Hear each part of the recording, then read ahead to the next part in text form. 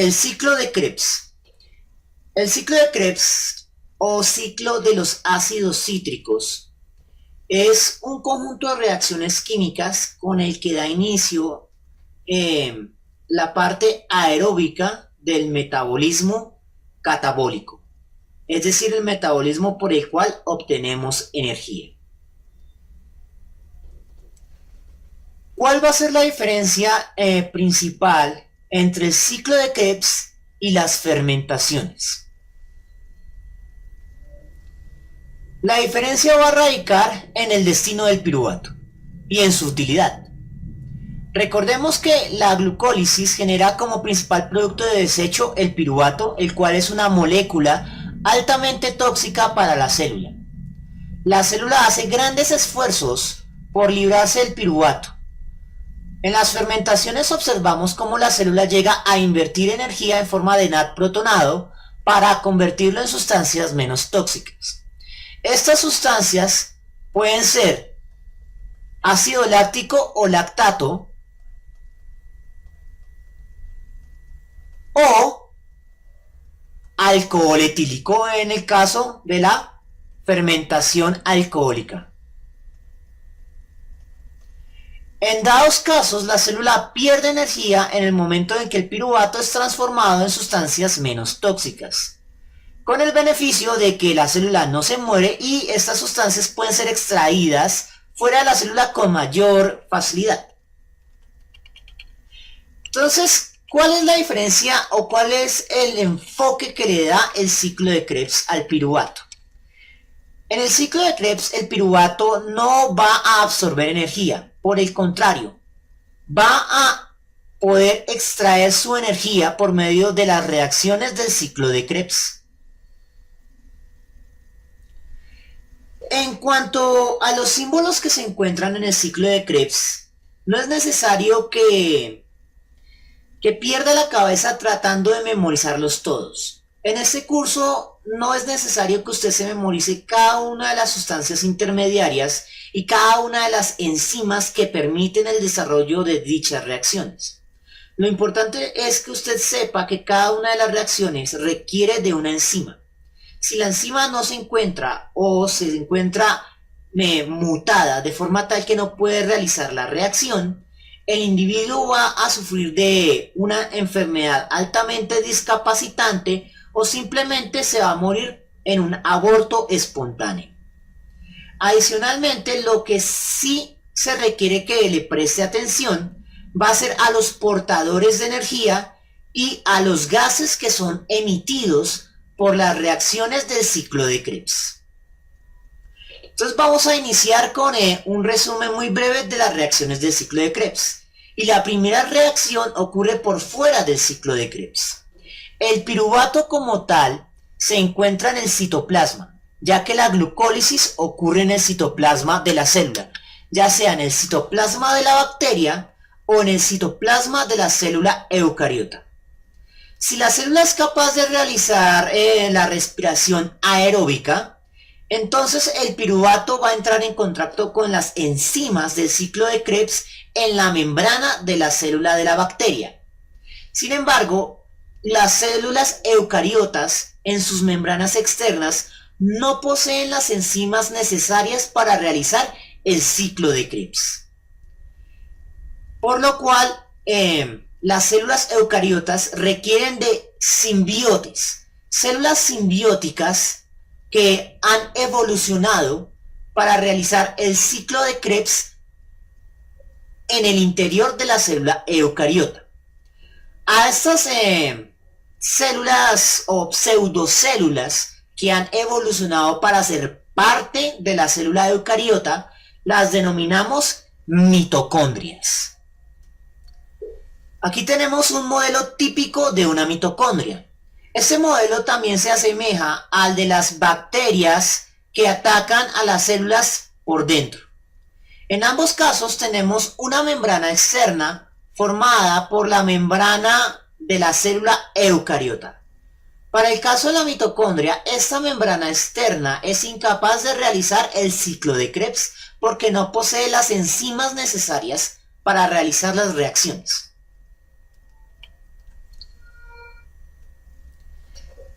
Al igual que las bacterias que pueden realizar el ciclo de Krebs, el piruvato debe no solo atravesar la primera membrana, sino también la segunda.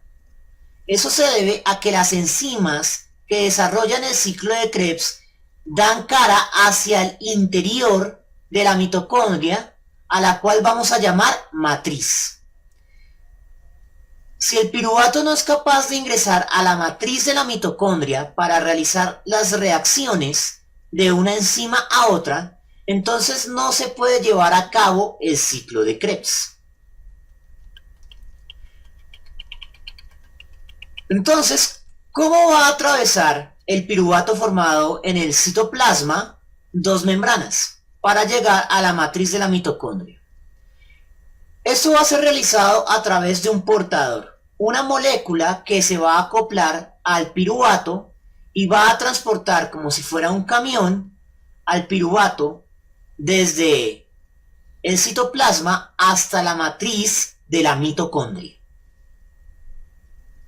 Dicha sustancia de transporte se denomina coenzima A. La coenzima A es una molécula relativamente grande en comparación con el piruvato y lo va a capturar.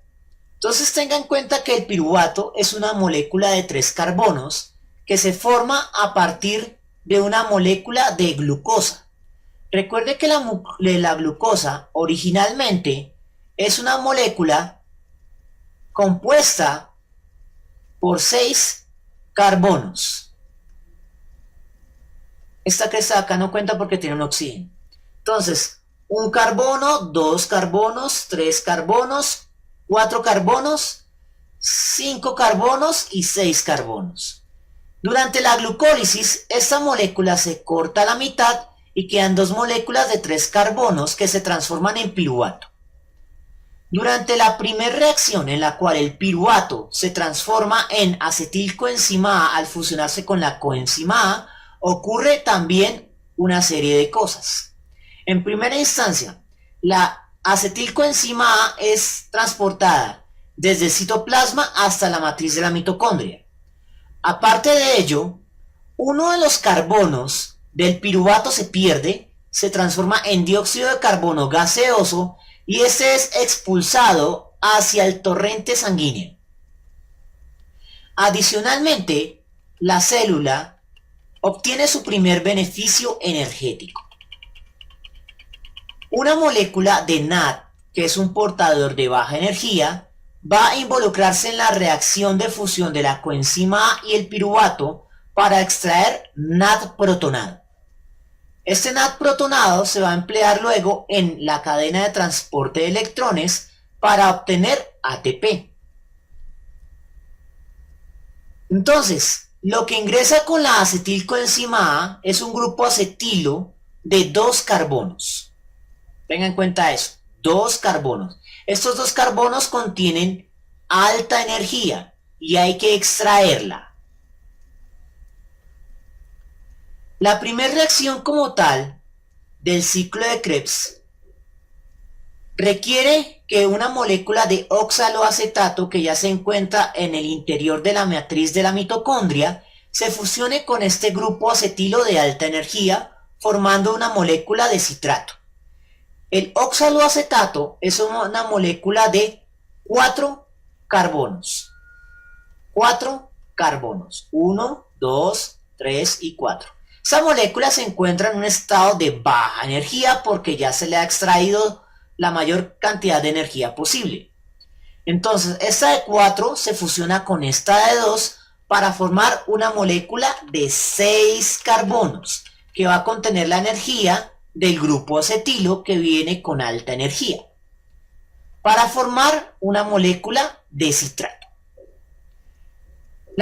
El citrato es una molécula relativamente estable a la cual es difícil extraerle sus electrones energéticos. Por eso los siguientes pasos del ciclo de Krebs se basan en la modificación de la forma de la molécula de citrato para que ésta adquiera una conformación en la que se hace inestable y se le puede extraer la energía. Entonces vienen estas dos reacciones, de citrato a cis aconitato y de cis-aconitato a D-isocitrato. No hay nada más que decir de esas reacciones, simplemente se altera la forma para poder extraer la energía. Ya una vez que se encuentra en su forma de D-isocitrato, la molécula se encuentra lista para ser aprovechada energéticamente. Entonces viene esta segunda reacción de beneficio energético. NAD de energía baja se transforma en NAD protonado de alta energía. Adicionalmente se pierde uno de los carbonos del D-isocitrato, el cual se transforma en dióxido de carbono. Nuevamente el dióxido de carbono es expulsado hacia el torrente sanguíneo porque también es una toxina. Si se acumula demasiado dióxido de carbono en la matriz de la mitocondria, el ciclo de Krebs se va a detener. Es como si hubiera un trancón en una carretera. Una vez que se forman estas sustancias deben salir inmediatamente o va a ocurrir un paro. Bien, entonces, una vez que se forma esta segunda de NAD protonado, obtenemos alfa-cetoglutarato, una molécula de 5 carbonos. Y nuevamente ocurre un paso de beneficio energético. Al igual que en los dos anteriores, se necesita una molécula de NAD y como beneficio se obtiene una molécula de NAD protonado. Y se pierde uno de los carbonos para formar dióxido de carbono, el cual nuevamente es expulsado hacia el torrente sanguíneo para evitar la parálisis del ciclo de Krebs. Entonces nos encontramos ahora nuevamente con una molécula de 4 carbonos, semejante a la que inició el ciclo de Krebs. Pero esta molécula de 4 carbonos es diferente. La succinil, coenzima A, es una molécula que todavía contiene energía. Por lo tanto, viene un paso nuevamente de obtención de energía. En este paso hay una molécula denominada GDP. Esta GDP es una molécula semejante al ADP. Si recordamos la clase en la que vimos los portadores de energía, ADP, adenosindifosfato, es un portador de energía intermedio. Cuando ADP se le adiciona energía más un grupo fosfato, se transforma en ATP, que es el estado de alta energía, ATP. Lo mismo va a funcionar con el GDP. GDP es la forma de energía intermedia. Cuando interviene en la reacción desde succinil a succinato, va a extraer energía. Esa energía se va a emplear para que GDP se fusione con un grupo fosfato y se forme una molécula de GTP. Posteriormente, GTP se va a emplear para formar ATP. Pero como tal, eso ocurre fuera del ciclo de Krebs. Por eso, en el ciclo de Krebs hablamos que el beneficio energético en este paso va a ser la obtención de una molécula de GTP, un portador de alta energía. Entonces tenemos succinato. A succinato se les puede seguir extrayendo más energía. En este paso tenemos un citocromo semejante al citocromo B6F que intervino en las reacciones de la luz del ciclo de Calvin. Entonces, al igual que ese citocromo, aquí lo que va a ocurrir va a ser una transferencia de protones. Recuerde que los protones o grupos H+, van a ser empleados para generar energía electroquímica a través de la membrana. Pero eso ocurre en la cadena de transporte de electrones. Si usted realizó adecuadamente su tarea, es posible que este paso no lo describan con el citocromo Q, sino que lo describan con otro portador de energía, el FAT. Entonces, en este caso, usted va a tener una molécula de FAT que al intervenir en la reacción de succinato a fumarato va a cargarse con 2 protones, formando el FAD doblemente protonado como portador de alta energía. En cualquier caso, lo que va a suceder en la reacción de succinato a fumarato es que se extraen dos protones con sus respectivos electrones de alta energía. Entonces se obtiene un beneficio energético.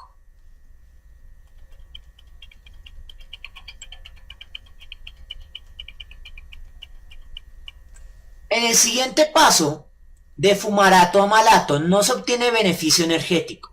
Lo que va a suceder es que el fumarato es una molécula de 4 carbonos estable que debe cambiársele de forma para hacerlo inestable.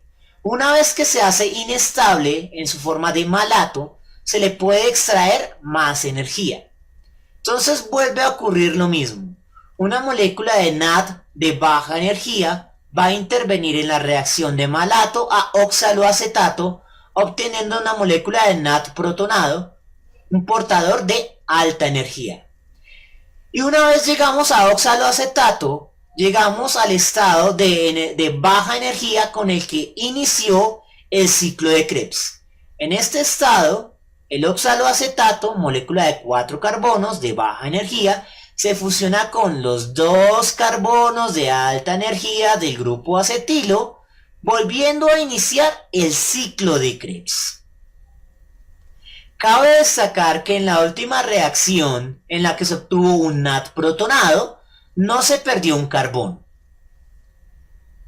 Bien, entonces tenemos que el beneficio energético como tal del ciclo de Krebs van a ser 4 moléculas de NAD protonado, una molécula de FAD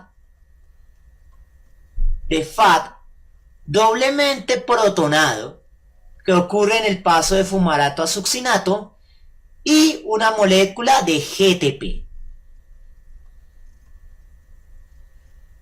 Posteriormente, estos portadores de energía, el NAD protonado y el FAD protonado, van a ser enviados a la cadena de transporte de electrones, donde sus protones y electrones de alta energía se van a emplear para crear ATP, que es el portador de energía estándar de las células. Bien, eso es todo lo que tenemos que decir del ciclo de Krebs.